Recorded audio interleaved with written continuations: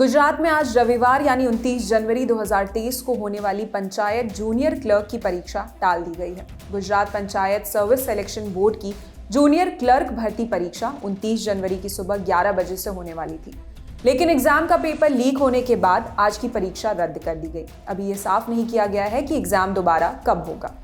आज तक की गोपी घांघर की रिपोर्ट के मुताबिक गुजरात में पेपर लीक को लेकर बवाल शुरू हो गया है। गोधरा और जामनगर सहित कई शहरों में उम्मीदवारों ने प्रदर्शन करना शुरू कर दिया है। पेपर लीक पर दिल्ली के मुख्यमंत्री अरविंद केजरीवाल ने भी सवाल खड़े किए हैं। उन्होंने ट्वीट किया, गुजरात के लगभग हर एग्जाम में पेपर लीक हो जाता है, क्यों? करोड़ों युवाओं का भविष्य बर्बाद हो रहा है। दिल्ली के डिप्टी सीएम मनीष सिसोदिया ने भी बीजेपी पर निशाना साधते हुए ट्वीट किया और कहा, आज फिर गुजरात में भाजपा ने लाखों युवाओं की उम्मीदों पर पानी फेरते हुए जूनियर क्लर्क की परीक्षा का पेपर लीक करा दिया। पेपर लीक मामले में भाजपा ने अपना ही रिकॉर्ड तोड़ दिया है। 9 लाख से ज्यादा युवा इसकी परीक्षा देने वाले थे, मगर उन सबके सपने भाजपा ने तोड़ दिए। आम आदमी पार्टी के प्रदेश अध्यक्ष यशुदान गढ़वी ने पेपर लीक के बाद गुजरात सरकार पर निशाना साधते हुए बेरोजगारी भत्ते की मांग की है। भरोसा तोड़ने वाली सरकार।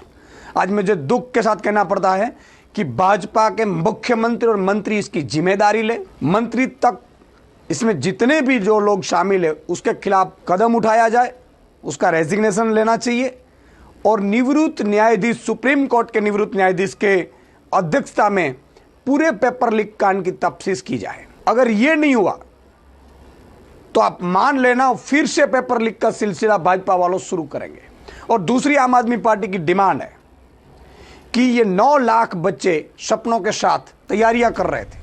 वहीं कांग्रेस पार्टी के एमएलए जिग्नेश मेवानी ने भी गुजरात सरकार पर सवाल उठाते हुए कहा, आज सुबह सुबह खबर आई है कि और एक बार गुजरात में पंचायत डिपार्टमेंट के जूनियर क्लर्क की एग्जाम्स का पेपर लीक हो चुका है। गुजरात में पिछले कुछ साल में करीब 20वां पेपर लीक हुआ। ये 156 सीटों का भाजपा का घमंड है। भाजपा की सरकार एक प्रकार से मानो स्टूडेंट्स को, विद्यार्थियों को ये कह रही है कि हमको सत्ता पे काबिज रहना आता है, फिर एग्जाम्स के पेपर लीक होते रहेंगे, तुमको जो करना है कर लो। ये गुजरात के बेरोजगार युवाओं की किस्मत फूटी है, केवल एग्जाम्स का पेपर नहीं फूटा।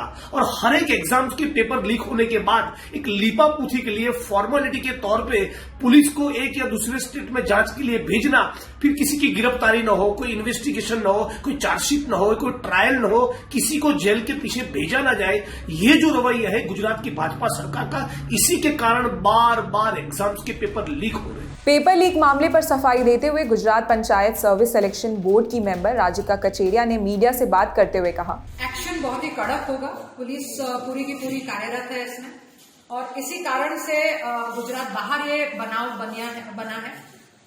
जो लोग हैं जिन्होंने ये पेपर फोड़ा है, जिनके द्वारा ये सब दुष्कर्म हुआ है, वो भी गुजरात के बाहर लोग हैं, गुजरात के लोग नहीं हैं। पुलिस डिपार्टमेंट, आप जानते हैं, इसमें तो पूरी उंगली उतर के ही जो हमें इंफॉर्मेशन मिलेगी वो मैं आपको डिसिपेट कर सकूंगी। पंचायत जूनियर क्लर्क के 1181 पदों पर भर्ती के लिए होने वाली परीक्षा में लगभग 9.5 लाख कैंडिडेट शामिल होने वाले थे। ये परीक्षा राज्य भर के 2995 केंद्रों पे होनी थी।